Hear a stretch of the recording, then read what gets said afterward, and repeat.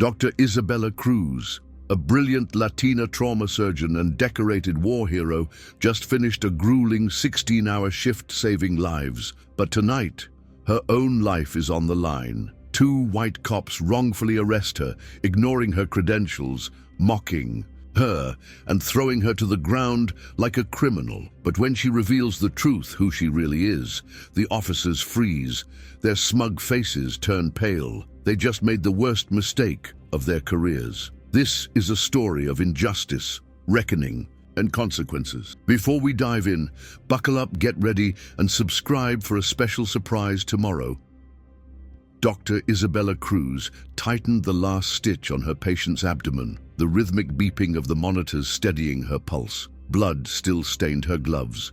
But the crisis had passed, another life saved. She exhaled, stepping back as the nurse cleaned up. 16 hours in the ER, and she was still standing, barely. She peeled off her gloves and glanced at the clock. Midnight. Her mother had called earlier, reminding her to pick up her medication. Isabella had promised she wouldn't forget. Exhaustion clawed at her body, but she grabbed her coat and headed out. The night was cold, the city quiet. The pharmacy parking lot was nearly empty. Isabella pulled in, rubbing her temple before stepping out. The fluorescent lights buzzed above her as she walked inside, her white coat still draped over her scrubs. She grabbed the prescription, thanked the cashier, and made her way back to her car. That's when she noticed them. Two police officers, both white, standing near their cruiser. Their eyes locked onto her the second she stepped outside. Isabella felt the weight of their gaze, something sharp and searching. She'd seen that look before, on men who underestimated her, who questioned her right to stand where she did. She kept walking. No sudden movements, no hesitation, just get in the car and go. But their footsteps echoed behind her, faster now. Her grip on the prescription bag tightened. "Excuse me, ma'am," one of them called out. She turned slowly. "Yes, officer." The taller one, broad shoulders and a shaved head, took a step closer. "We need to see some ID." Isabella frowned. "Why? You fit the description of a suspect," the other one said, his hand resting on his belt. Her heart rate spiked. "Not again." "I'm a doctor," she said, reaching into her coat pocket. "I just left work." The taller officer exchanged a look with his partner. "Mind showing us some proof?" She pulled out her hospital ID, holding it up. "This is me, Dr. Isabella Cruz, trauma surgeon at St. Vincent's." He barely glanced at it. "You got any other ID?" Her fingers curled around her wallet. "Yes, but I don't understand the problem." The second officer folded his arms. "That's a fancy badge you got there. Looks real, but we've seen fakes before." Isabella's stomach turned. "It's not fake." The taller officer took a step closer. "Ma'am, we're gonna need you to put your hands where we can see them." A cold wind swept through the lot, but the heat of anger burned in her chest. "I've done nothing wrong," she said firmly, his jaw tensed. "Don't make this difficult." Her breath hitched. This wasn't a misunderstanding. It was a decision, a choice they had already made, and she was outnumbered. Isabella stood, her ground, gripping her hospital ID like it was a lifeline. The two officers were closing in, their hands hovering near their belts, their eyes sharp with suspicion. Her pulse pounded in her ears, a warning siren blaring inside her head. She had seen this play out before, had read the headlines, had treated the bruised bodies that came from encounters just like this. "I already showed you my ID," she said, forcing her voice to stay calm. "I'm a doctor. I just finished a shift. I'm going home." The taller officer, his name tag read Rogers, tilted his head, his lips curling into something between amusement and doubt. "And we're just doing our jobs, ma'am. We've had reports of car break-ins around here. You match the description." She let out a sharp breath. "And what exactly is the description?" The second officer, who looked younger, less sure, shifted on his feet. Rogers didn't hesitate. "Female, dark hair, Hispanic." Isabella clenched her jaw. That wasn't a description. It was an excuse. "This is my car," she said slowly. "I parked it here 15 minutes ago. My name is on my hospital ID, and my wallet has my driver's license. You've got everything you need." Rogers ignored that. "Go ahead and hand me the license," he said, stepping even closer. She knew the rules, knew how quickly things could spiral. But the humiliation of this moment, the sheer exhaustion in her bones, made her hesitate. "Are you stopping everyone who fits the description? Or just me?" The air between them tightened. The younger officer, Mason, his name tag read, exchanged a glance with Rogers. Maybe he saw the problem. Maybe he didn't. "Ma'am, I need you to comply," Rogers said. His voice clipped sharply and reached into her bag for her wallet. Slow, careful movements, no sudden gestures. She pulled out her license and extended it toward them. Mason took it, his gaze flickering down to the name. His brows pinched slightly. And for a second she thought maybe, just maybe, this would end here. Then Rogers grabbed her wrist. The world tilted. Instinct kicked in before thought. Her training in combat medicine, her reflexes honed from war zones. She jerked back on impulse. And Rogers shoved her, hard. She stumbled, her feet scraping against the pavement. Before she could regain balance, Mason was on her too, hands gripping her arms, forcing them behind her back. The sharp bite of metal cuffs clamped down on her wrists. "What are you doing?" she gasped, twisting against them. Rogers yanked her forward, resisting arrest. Isabella's vision blurred. This wasn't happening. This couldn't be happening. Her body hit the squad car, her cheek pressing against the cold metal. The sting of humiliation burned more than the pain in her wrists. Somewhere in the distance, a car alarm blared. The city moving on without her. The cold metal of the squad car pressed against Isabella's cheek, the sting of humiliation settling deeper than the bruises forming beneath her skin. Her breath came fast, sharp, but she forced herself to stay calm. Panic wouldn't help her here, not with these men, not in this moment. She swallowed hard, her pulse hammering as she felt Rogers tighten the cuffs. "You're making a mistake," she said, her voice even despite the rage clawing at her throat. "Yeah?" Rogers scoffed. "That what they teach you to say?" Mason hesitated, his grip on her arm less firm than before. "Rogers, maybe we should—" "No." Rogers cut him off, shoving Isabella toward the back seat. She resisted. "She's coming." And Isabella twisted to face them, her body screaming in protest.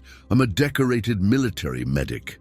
The words came out cold, measured, slicing through the night air like a blade. "I served in Afghanistan, Iraq. I've seen more blood than both of you combined." Mason froze, his lips parted slightly, his fingers twitching as if he wanted to let go but didn't know how.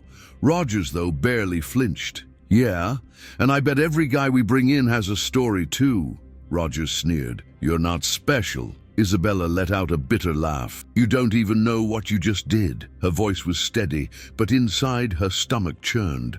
They weren't listening. They weren't backing down. The truth didn't matter to them because they had already decided what she was. A suspect, a threat, not a doctor, not a veteran, not a woman who had spent years saving lives while they played judge, jury, and executioner on the streets of a city they were supposed to protect. "Put her in," Rogers ordered. Mason hesitated for half a second before guiding her into the back seat. Isabella ducked her head, her shoulders hitting the stiff leather as the door slammed shut behind her. She stared straight ahead, jaw clenched, breathing slow. This wasn't the battlefield, but it felt like one. The cruiser's engine rumbled too. Life, and as they pulled out of the lot, she caught her reflection in the smudged plexiglass divider, a gash on her forehead from where she'd hit the ground, blood trailing down to her temple. Her dark eyes, sharp and unwavering. She would not be silent. She would not be invisible. Isabella shifted, the cuffs digging into her wrists, her hands going numb. "The second you run my name, you'll regret this." Rogers didn't even look at her in the mirror. "We'll see about that." She stared him down, her heartbeat steady now. Yes, they would. The squad car's interior was suffocating.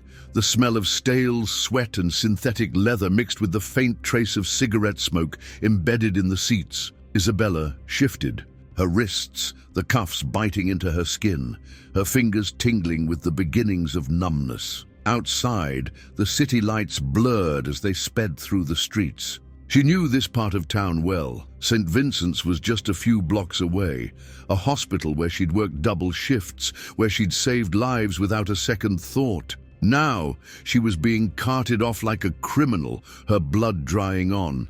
Her temple, she kept her breathing slow, controlled. Panicking wouldn't do her any good. But her mind raced, running through every possible outcome. She knew her rights. She knew they had no real charge. But would that matter? Would the system she had served, the country she had bled for, actually protect her? Mason glanced back at her through the rearview mirror. His grip on the steering wheel was tight, knuckles white. He was thinking, processing, maybe even regretting. Rogers, on the other hand, was completely at ease, drumming his fingers against the door like this was routine, like it didn't matter. You should run her name, Mason said suddenly, breaking the silence.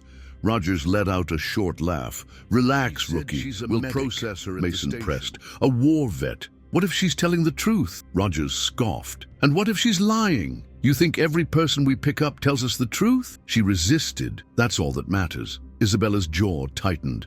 The way he said it, so casual, so dismissive, sent a fresh wave of anger through her. You assaulted me, she said, her voice sharp. Rogers turned in his seat, finally looking at her. You think anyone's going to care about that? Mason shifted.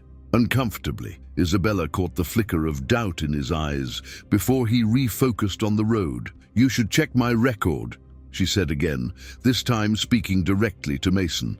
I served as a combat medic for 8 years. Multiple deployments. Honorable discharge. You can confirm every word. Mason hesitated. Rogers shook his head. Doesn't change anything. It changes everything, she countered. Because right now, you think I'm just some random woman you can throw in the system and forget about. But when my name hits your database, you'll realize how badly you screwed up.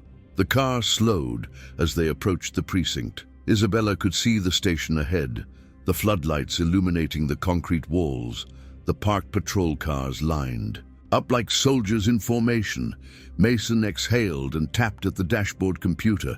A few keystrokes, a pause, then he stiffened. Rogers frowned. What? Mason didn't answer at first, his eyes scanning the screen, his lips parting slightly. Then with a tight voice he said, She's telling the truth. Silence filled the car. Rogers' fingers twitched. So what? He said, but there was an edge to his voice now. Isabella smiled. Despite everything, you just arrested a war hero. Mason's hands hovered over the keyboard, his eyes scanning the screen as if willing the words to change. The air inside the squad car grew thick, charged with something different now, not arrogance, not dismissal, something closer to fear. Rogers leaned over, his brows furrowing. He read the information flashing across the screen, his jaw tightening with each line.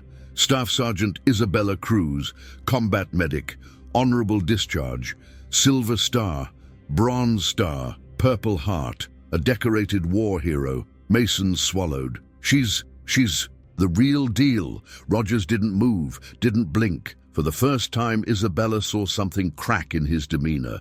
He was processing, realizing the weight of his mistake. But the moment passed, and his scowl returned, hardening like armor. So what? He snapped. She still resisted. Mason's head jerked toward him. Are you serious right now? Rogers turned fully in his seat, his anger barely restrained. Yeah, I'm serious. You think this changes anything? You think she's going to get special treatment because she played soldier overseas? A bitter laugh slipped from Isabella's lips. Played soldier? Her voice was sharp, edged with steel. I pulled men out of burning Humvees while bullets tore through the air. I held dying soldiers in my arms, whispered their last words to their families. I bled for this country. Mason inhaled sharply, but Rogers' expression didn't shift. If anything, he looked more determined, more desperate to regain control. You still broke the law, he said, but the words felt weaker now. What law? Isabella shot back. Buying medication for my mother?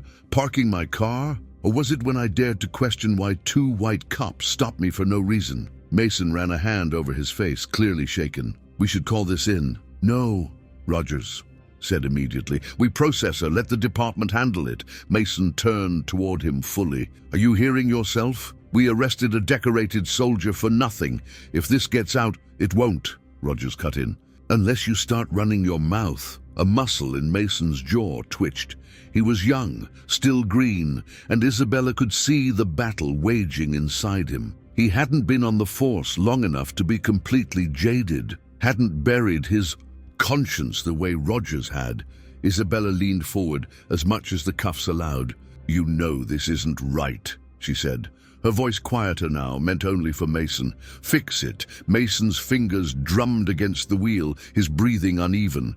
Then, without another word, he put the car in park and threw open his door. Rogers cursed under his breath, watching as Mason disappeared into the station. For the first time since this nightmare began, Isabella felt the tide shift. Rogers' grip tightened on the steering wheel, his knuckles white.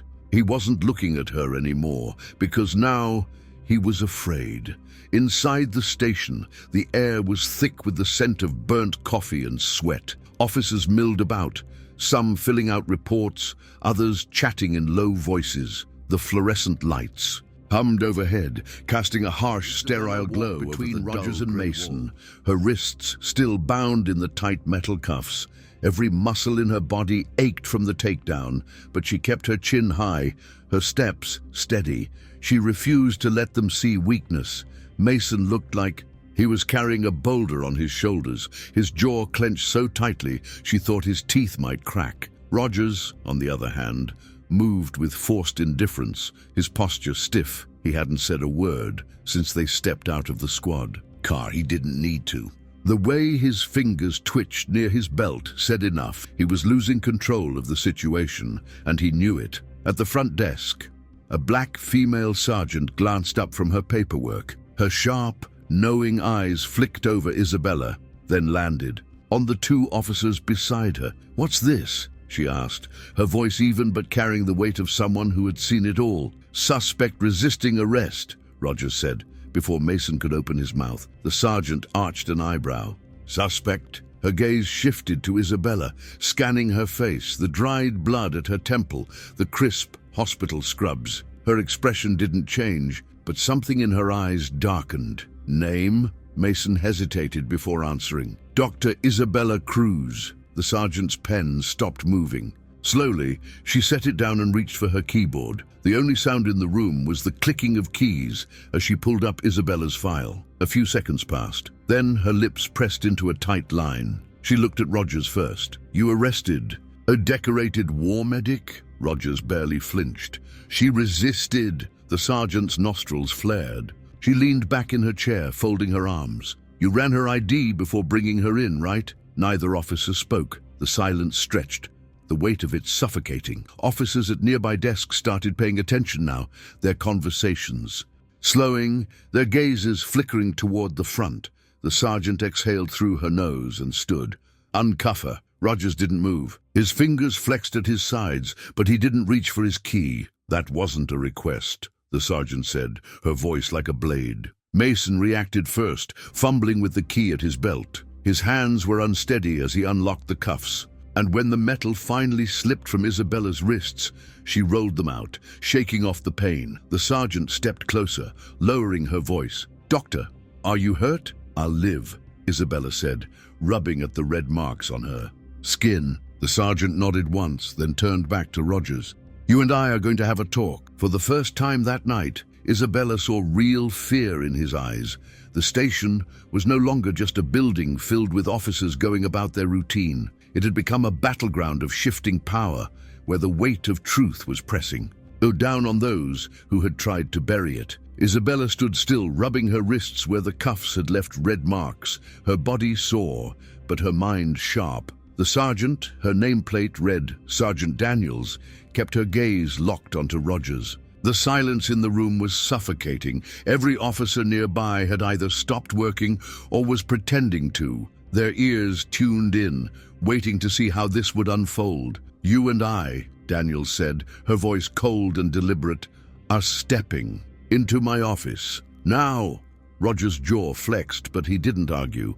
He turned sharply and walked ahead, his posture rigid, his fists clenched at his sides. Daniels followed, leaving the door to her office open just enough that the murmurs of their conversation drifted back into the room. Mason hesitated by the desk, shifting awkwardly. He looked at Isabella, then at the office door, then back again. He seemed younger now, smaller. The weight of guilt sat heavily on his shoulders. He started, then swallowed. "I shouldn't have let it go that far." Isabella's stare was unyielding. "But you did." Mason flinched but nodded, accepting the truth of it. "I'll make sure this gets reported." "Good," Isabella said flatly, "because if you don't, I will." Before Mason could respond, the front doors of the station burst open. A tall man in a navy blue suit stormed in, his presence demanding attention. Mark Reynolds, Isabella's longtime friend and attorney, moved through the room like he owned it. His eyes locked onto her immediately, and his lips pressed into a thin line as he took in her bruised wrists, the cut on her temple. "This better be a mistake," Reynolds said, his voice cutting through the tension like a blade. "Mr. Reynolds," Mason started, his hands lifting in some useless attempt at peacekeeping. "We were just—" Reynolds ignored him and turned to Isabella. "Are you all right?" She nodded once. "I've had worse." Reynolds exhaled sharply, shaking his head. "You shouldn't have to have worse." Then he turned to Mason, his voice dropping into something far more dangerous. "Who's responsible?" Daniels stepped back out of her office, her expression unreadable. Behind her, Rogers stood stiffly, his face pale, his lips a tight, unyielding line. "I am," Rogers said, his voice low, forced. He didn't look at Isabella. Daniels didn't move from his side, her presence an anchor keeping him from retreating. "And he will be facing disciplinary action," she added, her tone sharp. Reynolds let out a humorless laugh. "Not good enough." Daniels didn't blink. "It's only the beginning." The station was now completely silent, officers frozen in place, caught in the eye of the storm. Something irreversible had been set in motion. The fallout was coming. The fallout began before Isabella even left the station. Somewhere between the heated conversation in Sergeant Daniels' office and the firm demand from her attorney, the story started slipping through the cracks. Maybe it was a desk officer who overheard too much, or maybe one of the younger recruits had a conscience that outweighed their loyalty. Either way, the leak happened fast. By the time Isabella and Reynolds stepped outside into the cold night air, her phone was already vibrating with messages, unknown numbers, news outlets, colleagues from the hospital. She didn't even need to open them to know what was coming. "You're trending," Reynolds muttered, his own phone in hand. The body cam footage just dropped. Isabella exhaled slowly, gripping the edge of her coat. "Already?" Reynolds nodded. "Someone inside the department must have released it." He swiped at his screen, scowling. "It's all over social media. People are furious." For the first time that night, Isabella let herself feel the weight of what was happening. The exhaustion in her bones was undeniable, but adrenaline kept her standing. What had been her private humiliation, her private battle for dignity, was now public property. Her mind flicked back to the squad car, to the moment Rogers had tightened the cuffs and told her she wasn't special. Now the world was seeing exactly how special she was, and exactly how badly they had screwed up. Reynolds shoved his phone back into his pocket. "We need to move fast. This is bigger than just a complaint now. The media is going to sink their teeth into this, and the department knows it. They'll try to get ahead of it, spin it their way." Isabella folded her arms, staring at the glow of streetlights flickering down the empty sidewalk. She knew how these stories played out. If she didn't control the narrative, they would twist it, make it about something else, about her attitude, about her resistance, about anything except the truth. "What do you want to do?" Reynolds asked. Isabella clenched her jaw. "I want justice." He nodded, already expecting that answer. "Then we start with this." He gestured toward the screen of her phone, where notifications kept flooding in, where headlines were already forming. "Decorated Latina war medic wrongfully arrested. Police brutality strikes again. Officers suspended after shocking body cam footage." "This won't be quiet," Reynolds warned. "You'll be in the spotlight whether you like it or not." "I never wanted the spotlight," Isabella admitted. "But I won't let them get away with it." Reynolds smirked. "Good." A car pulled up to the curb, and he opened the door for her. Isabella slid into the seat, her mind racing even as exhaustion pulled at her. The fight wasn't over. It was only just beginning. By the next morning, the storm had fully arrived. Isabella woke to the sharp buzz of her phone vibrating against her nightstand. She barely had time to process the soreness in her wrists before another call came in. Then another. She groaned, reaching for the device. Her screen flooded with notifications, missed calls from the hospital, texts from colleagues. News alerts? She sighed, rubbing the exhaustion from her face before answering the one call she couldn't ignore. "You're everywhere," Reynolds said the moment she picked up. "I figured," she muttered, pushing herself upright. "How? Bad, is it?" There was a pause on the other end, followed by the sound of Reynolds pacing. "Depends on who you ask. Public opinion is on your side. The footage is all over the news. People are outraged. Civil rights groups are already demanding accountability, but the department," he exhaled sharply, "they're scrambling. Rogers and Mason have both been placed on administrative leave." Isabella clenched her jaw. That wasn't justice. That was damage control. Reynolds continued, his voice tight. "The police chief is holding a press conference this afternoon. You know what that means. They're going to try and spin it," Isabella said flatly. "Exactly. They'll acknowledge unfortunate circumstances, but stop short of taking full responsibility. Probably throw Rogers under the bus, maybe Mason too. But the department? They'll protect themselves over the bed, anger simmering beneath her skin. She should have known. The system was built to survive its own failures. "What do we do?" she asked. Reynolds didn't hesitate. "We get ahead of them. If we wait for their statement, they control the narrative. You need to speak first." She hesitated. "I'm not a politician. You don't have to be," Reynolds countered. "You just have to be you. A decorated veteran, a doctor, a woman who was wrongfully arrested. They can't twist what's already out in the open, not if you stand firm." Isabella exhaled slowly. She had spent years saving lives in war zones, stepping into chaos without hesitation. This should have been easier, but there was something about standing in front of cameras, exposing herself to the world, that made her feel vulnerable in a way bullets never had. Still, she knew Reynolds was right. If she didn't speak, they would speak for her. "I'll do it," she said finally. "Good." A beat of silence. Then, softer, "I know this isn't what you wanted, but if you do this right, it won't just be about you anymore. It'll be about every person who's been through the same thing but never got the chance to fight back."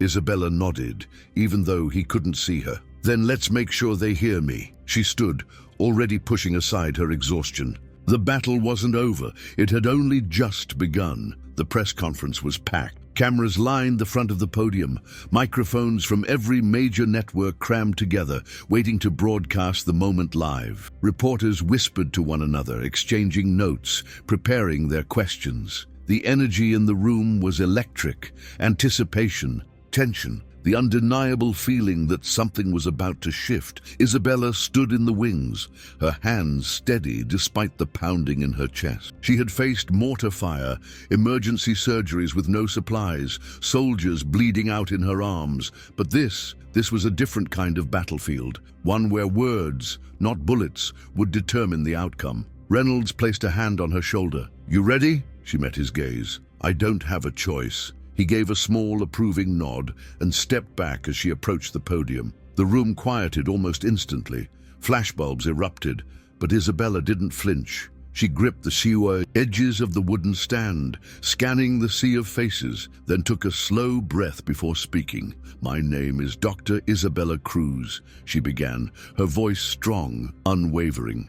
"I am a trauma surgeon, a former military combat medic, a decorated veteran." She let those words settle, saw the slight shift in posture from some of the reporters, the ones who already knew but hadn't yet heard it from her lips. 3 nights ago, I was violently arrested by officers who saw me not as a doctor, not as a veteran, but as a suspect. My credentials didn't matter. My history of service didn't matter.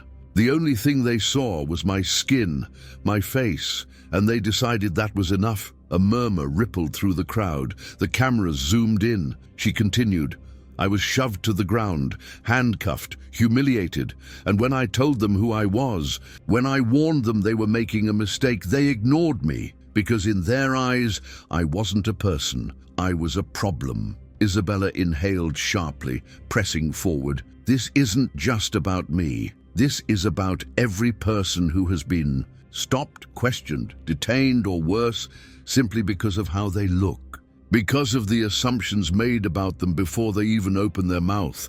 I have medals proving my service, a degree proving my expertise. But that night, none of it mattered, and that is why I'm standing here now. She leaned into the microphone, her next words cutting through the silence like a blade. I am not here to ask for an apology. I am here to demand accountability. The room erupted. Reporters fired off questions, voices overlapping in the frenzy of breaking news. Isabella stood firm, letting the weight of her words settle over them, letting them realize this wasn't just another story to be swallowed and forgotten. This was a reckoning, and it wasn't going away. The aftermath of the press conference was immediate and relentless. News outlets ran her speech on repeat. Headlines dissected every word, and social media erupted with outrage and support. The footage of her arrest, already viral, gained even more traction, shared, analyzed, picked apart.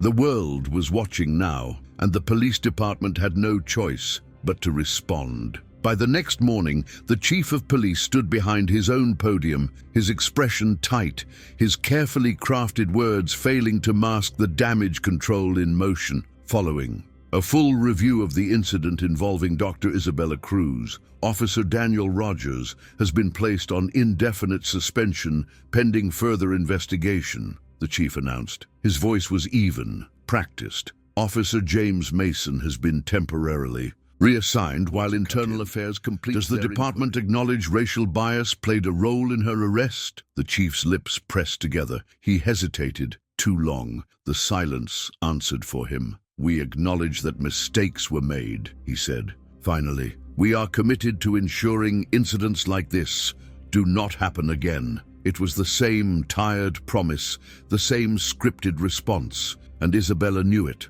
So did the public. The words were hollow, an attempt to pacify the storm without truly confronting it. But this time, people weren't letting it slide. Protests began forming outside the precinct, citizens demanding real consequences, real change. Civil rights groups called for an independent review. Lawyers questioned the department's policies, and city officials started feeling the pressure. The momentum was undeniable, and Isabella was at the center of it. She hadn't set out to become a symbol. She hadn't wanted this fight. But now that it was here, she refused to turn away. Sitting across from Reynolds in his law office, she watched as he flipped through legal documents, a satisfied smirk tugging at his lips. They're offering a settlement, he said, sliding a folder across the desk. Isabella barely glanced at it. I don't want their money. Reynolds leaned back, studying her. You sure? It's a lot. She exhaled. She'd thought about it, about what it would mean to take the payout, to walk away. But money wasn't justice. Money wouldn't change anything for the next person who got shoved to the ground with a knee in their back. I want reform, she said. Real, written, implemented reform. Policy changes, mandatory bias training, independent oversight for misconduct cases. Reynolds grinned. They're not going to like that. I don't care what they like, Isabella said. They don't get to silence me. He nodded, shutting the folder with a snap. Then we make them listen. Outside, the city was still buzzing, the protests growing, the conversations shifting. The department could try to contain the damage, but this time, they wouldn't be the ones writing the ending. Isabella would. The city had changed. It wasn't just the protests outside the precinct or the headlines that refused to fade. It was the conversations happening in places that had once ignored these issues. Boardrooms, dinner tables, news stations. People weren't just talking. They were demanding something more, and Isabella refused to let it die down. She sat across from city officials in a high-rise conference room, her presence an undeniable force despite the polished suits and neutral expressions around her. Reynolds sat beside her, his hands folded, letting her take the lead. This wasn't his fight to own, it was hers. The people don't trust your department, Isabella said plainly, and they have every reason not to. Councilman Harris, an older man with graying hair and a forced smile, cleared his throat. Dr. Cruz, I assure you, The city is committed to addressing these concerns. Commitment means nothing without action, Isabella interrupted. We don't need another task force that gets shelved in 6 months. We need policy. It changes. We need external oversight on police misconduct cases. We need real accountability. The room was quiet. The officials shifted uncomfortably, exchanging cautious glances. They weren't used to being challenged like this, least of all by someone they couldn't dismiss. Isabella wasn't just another name in a report. She was a war hero, a doctor, someone with credibility they couldn't undermine. Finally, Harris sighed. We're willing to draft new policies for review. No, Isabella's voice was firm. You're going to implement them.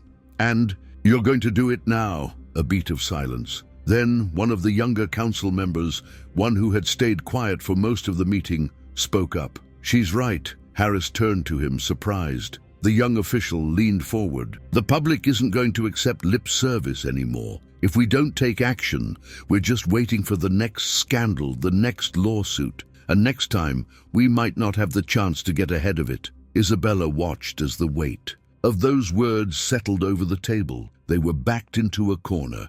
This was their chance to do the right thing or be forced into it later. Finally, Harris exhaled. Fine, he said. We'll move forward with independent oversight. We'll draft the policy changes. Isabella didn't smile. Not yet. And we make it public. Harris hesitated, then nodded. We make it public. It wasn't everything, but it was a start.